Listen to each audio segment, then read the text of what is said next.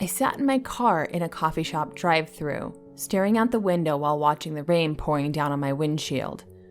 I had this grotesque feeling that I had been given the most sinister of gifts.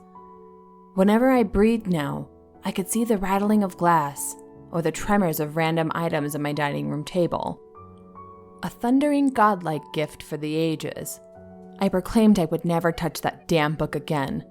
It had been a week since I last felt its pages, and yet it still taunted me. Yet, the fear only bred a curiosity in me. I got to the drive-thru window, paid, and then took my coffee and drove home. I opened the door to a messy house. I had not felt like cleaning, cooking, or doing much else for myself since discovering that book.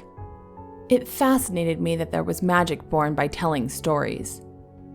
It was not just any stories, but true stories, where all the characters had souls that they could only possess by retelling their stories. Then they could live once more and evermore. The rain began to pour down and nearly flood my street. I had planned to do yard work, but since I was now alone in my old cottage, held captive by a downpour, I drank my coffee and stared at the book. I had placed it on my bookshelf, but it called out to me. I turned my eyes away from it and sipped on my coffee. Then I heard singing. At first, it was barely audible, and then it got louder and louder. I stood up thinking, who in the world could be singing outside in this storm? I looked out my window, but I did not see anyone. Then I felt it, something tapping me on the shoulder. I quickly turned to find no one there. Maybe I was going insane after my first bout with that book. La la la la la la la. The singing continued in a soprano voice. Then I heard what sounded like waves crashing in my ears. The sound got louder and louder until I thought my eardrums were going to split in two. Damn you! I screamed, and all at once the sound stopped as abruptly as it had begun. I looked to see that I had cracked the coffee table and my wooden bookshelf in half with the scream. It was the same bookshelf that housed the atrocity of a book. My new gift of thunder vibration, could that have been what had caused the singing and the ocean's crashing to end? Did I now have some sort of control over whatever this was? I looked closer at the bookshelf. There was water leaking from the shelf where the book was. If this wasn't a call to action, I don't know what was. I reluctantly walked over to the bookshelf, which now leaned to one side, and I picked up the Read Me book. I sat with it on my lap and then tried to open it. The pages were hard to get open, but when I did, salty seawater fell out of it and a small fish that was now flopping on the ground beneath me. I picked it up and examined it. Was this real? I went to my kitchen and found an old fishbowl my daughter had when she was a little girl. I quickly filled the bowl with water and then dropped the fish inside. I looked around for some sea salt and tossed it in as well. My guess was the fish was from the ocean. It was yellow and black with several stripes. It seemed contented to be back inside the water. I heard what sounded like men yelling at one another. I could make out the sound of bell buoys in the distance. I walked over to the couch and sat down, picking up the book. I looked down at it, and then I noticed it was still wet, but now drying to my touch. The last time I read the story aloud, I narrated it for one of my podcasts, but I felt it needed a more personal approach. I looked down and I gulped. The story was titled, Ripping of Flesh. I was born in Maine, where all the other lobsters live. I'm joking, of course. I'm not a lobster. Although you live here, you probably eat enough lobster to become one. I had never been much of a water person, although my parents raised me right by a dock that led straight into the sea. I was never much of a swimmer either, although I knew enough not to drown. Cecily, my father would say, you will drown one of these days if you don't learn how. I ignored him, of course. By the time I was 17, I was still not much of a swimmer, but I knew I would be off to college soon enough. All the way to Phoenix for college for music.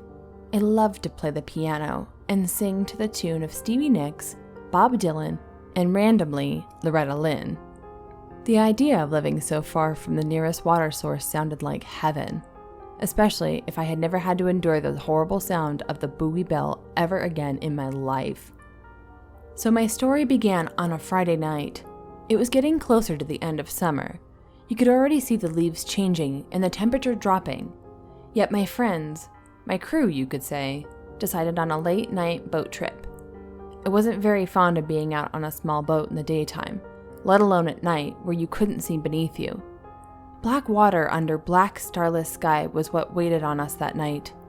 I had this sick feeling in my gut that I couldn't place. My friends Janine and Samantha were with us, as well as two of our other friends, Jason and Chase. Chase was the boat captain for the night, steering us into the bay to what seemed further and further from dry land lights. Chase slowed the engine, and we were now floating. I realized why when he pulled out a joint from his pocket. Anyone want to hit this? Sure, Samantha said, taking a hit and then passing it to me. I shook my head. The last time I had smoked a joint, it made me sick, so I chose to pass. More for us. Chase laughed.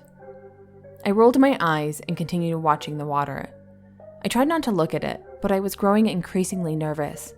I listened to my friends chatting about prom and how homecoming would be a blast now that we were seniors. I barely heard them, though I noticed a massive wave coming towards our boat, about 70 feet away. It dipped down and rippled in our direction, and then another wave rose closer to us. My first thought was sharks. It seemed irrational, but I had been increasingly fearful of them since I saw my father get hit by one fishing. It was a small shark, but knowing that things with teeth could spill your blood was traumatizing. I watched for a while, and then I no longer saw the waves. It must have been something way further out than we were causing it. I tried to concentrate on the conversation we were all having when I felt the boat jerk. What was that? Jason asked, looking at me, and then Chase. Oh, it's nothing. Probably a storm was coming soon. We can go back after I finish this. I wanted to go back now. I was too scared of looking like a dork in front of my friends. I held onto my seat and I breathed a breath of relief when Chad began to start the engine back up. We were headed back to land. Then it happened. Something was following the boat. Something with amber eyes. I tried to ignore it, thinking it was a glimmer from the lights in the distance. There was no distinguishing between the two amber glimmers coming from under the water. Soon they were only a few feet away from where I was sitting. I stared into those eyes, almost frozen by their enchanting gaze. I heard what sounded like music, and I fell into a trance until Janine tapped my shoulder, asking me if I was okay. I snapped out of it, and when I looked down at the water, I was overcome with an intense fear. I backed away from the edge as those eyes got closer, but as I stood up, I lost my balance and I fell into the water. The cold, dark water embraced me, shocking my body into adrenaline. I went under, but I soon found my way to the surface. I choked, flopping my hands and feet, trying to stay above water to see my friends. I heard them in the distance screaming for me. There she is! Samantha screamed. I could hear the boat, and I was getting closer to my friends as they were making their way towards me. And then it happened. Several large, I don't know how to describe them, emerged from the water and attacked my friends. In a feeding frenzy like a pack of giant piranhas, they split open Chase's neck and devoured Jason's leg first. Then Janine screamed, holding out her hand to me as two of them split her in half mid-air. I had no idea what these grotesque things were. They had the bottom half similar to a typical mermaid. The top half was humanoid, but they had no hair or no distinguishable top half like breasts, but I got the impression that they were female of the species. Their faces were not hideous. If anything, they were quite beautiful, and complexions were perfect and fair, and appeared to glow in the night, blinking on and off like that of an electric eel. Their mouths were the color of pink roses, shaped into a perfect heart shape until they opened them. When they opened each of their mouths, it nearly split their faces in half to reveal a large pointed set of teeth. Their eyes rolled back into their heads, going black as they bit into my friend's flesh. There were at least 3 rows of teeth at the top and at the bottom. I watched on in shock as blood stained the water all around me, creating a murky black film.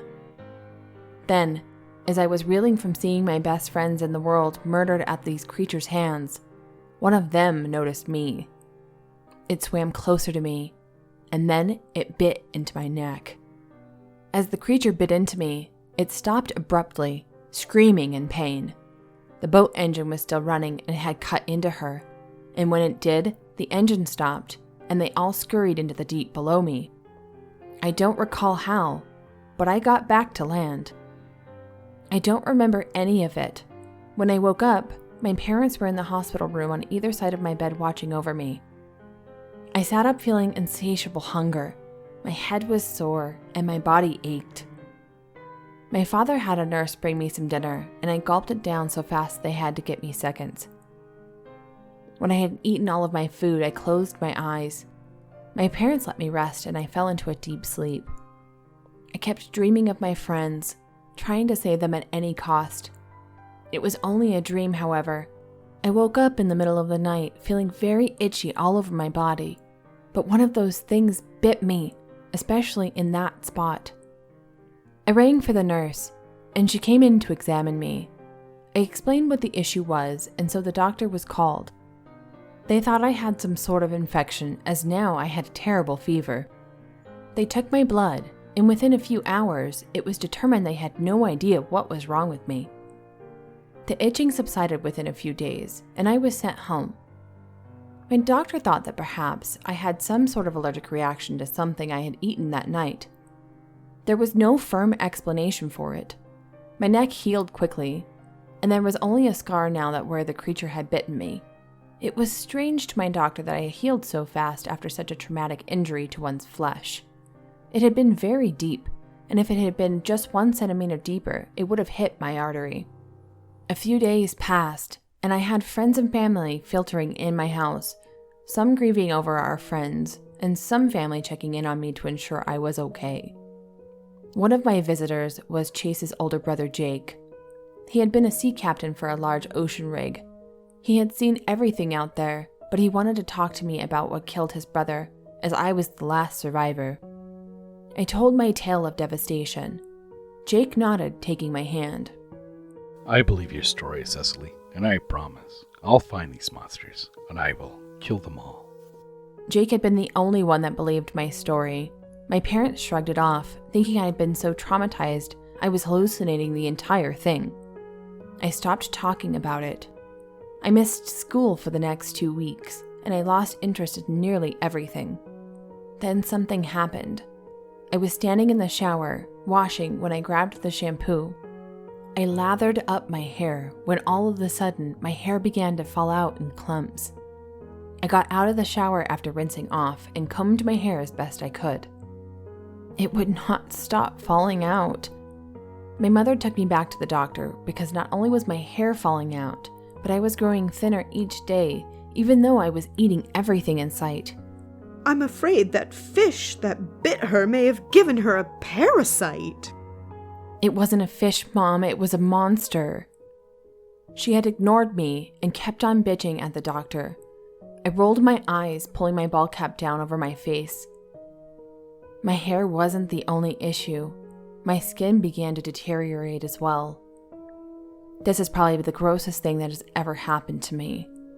My skin began to get scaly and fall off in large patches. I could peel my skin off until it bled. I had scabs and bleeding patches of skin all over my body. The doctors didn't know if I had contracted a flesh-eating disease or what. I spent hours crying in my bed, wishing I would die. Nothing helped my skin. Soon my flesh was falling off from my body, and that although it fell from my body like a snake layer after layer, it didn't hurt. It was as if it had rotted to my bones. My lungs had nearly burst from my chest as I was now having trouble breathing. It was almost as if the breathing had become a challenge. I was hooked up to oxygen tanks and breathing machines, and nothing helped me breathe. Then my eyes changed. I was having trouble seeing as well. I had never worn glasses a day in my life, but suddenly I was nearsighted. My eyes stung, and I noticed them changing colors as they were dimming. Instead of a pristine blue that they had always been, they were now green and yellow. The whites of my eyes always seemed bloodshot, yet all I did was sleep. It was to the point that I could no longer return to school.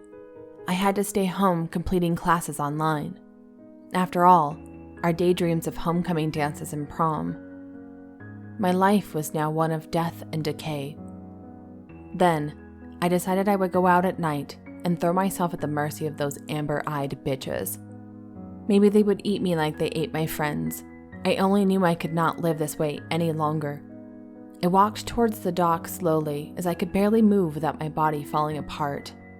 Each step, clumps of myself, fell from my body in a distinguishing array of vengeance. My salty tears were my only comfort. I crawled towards the edge of the dock, and when I finally got to the edge, I threw my body into the sea. I let myself fall as deeply as I could go. Then I closed my eyes and took a deep breath. For the first time in weeks, my lungs did not feel like they were on fire. I was able to feel no pain. My flesh began to feel like it was healing. Then, something strange happened. I began to feel like I was floating above my body. My soul was leaving my body. I could now watch as it swam into the water. Then I saw them. It was like the creatures had a sense I was there, that I had wanted them. It was as if they could read my mind, and they joined me. Surrounding me, they carried my body out into the sea. The amber-eyed monsters were now all around me. When I woke up, my feet were as swollen as they'd ever been before. My flesh melted together, and my bones felt like they were breaking. I recall screaming from the pain as my inability to understand what was happening to me overtook my mind and body. I woke to realize I had slowly become one of these amber-eyed monsters. My hands were now webbed. My legs were now wedging together, although they had not wholly merged. I was still half mermaid, half human freak. My hair was always on my head in patches. I felt like an infant in the womb, only half formed, but not utterly human, as though still in a lizard-like fetus stage. There was no reason for my transformation. What sort of infection could cause this? I had loved fictional stories like that of the Wolfman. There was no story of a girl becoming a mermaid after being bitten, or a piranha lady. Would I even live through it? That is when I fell into a deep sleep. It could have been days, weeks, or even months. I woke up to a new body. The first thing I noticed is that my flesh had healed entirely. The second was that I could breathe underwater. I noticed that all the hair on my body was now gone, and all of my distinguishing features. I settled in with my new pack of piranha maids. I noticed that each of them had a hidden talent to lure food to them. Want to know what mine was? I could sing. On the first hunt for food, we traveled together in sync. Our minds melted into one another. We were territorial with hive minds, similar to a school of fish or a swarm of bees. I noticed some of them used talents like speed to surround their prey or strength. Some used charm and hypnotism to get their game.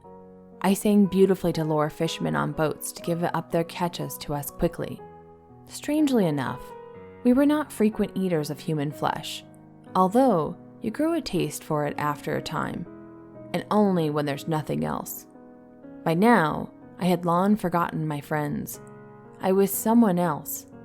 I was also about to meet my fate. What must have been months or years with this pack I now traveled with, we found ourselves in one of the worst winters. There was barely any fish to eat in the waters. There had been a chemical spill in the water just off the coast, so all of our natural food resources were now extinct. One night, in a fit of desperation and hunger, we decided to prey upon a ship carrying cargo. We knew there were men aboard who would make a tasty morsel. The first of the sirens noticed a captain all alone on the deck. She began to concentrate, speaking to him with her mind. She lured him towards us. As the bastard fell into the trap she set, I noticed something from behind him. It was a man, a very tall man, and I recognized him immediately. It was Chase's brother, Jake. He shot off a large spear that you would use in spearfishing. They were large spears, and as I looked at his face, he was taking pleasure out of this. He was doing this deliberately to cause pain. Before I knew it, one of them hit my rib cage, and as it did, he pulled with all his might and dragged my flesh onto the boat. When he caught me, he grinned as he speared me to death. That is for my brother. He had no idea he had killed me. After all, I was unrecognizable now. I bled out until there was nothing left of me or my young life.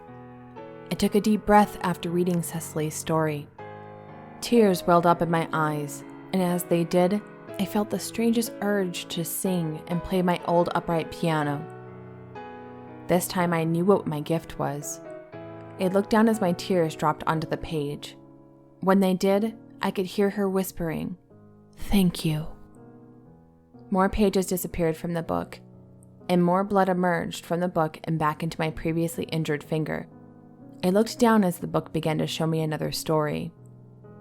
The Murder Show. To which I decided I would wait on that. Instead, I'd take some time to relax as the rain poured down all around me and tickle the ivories.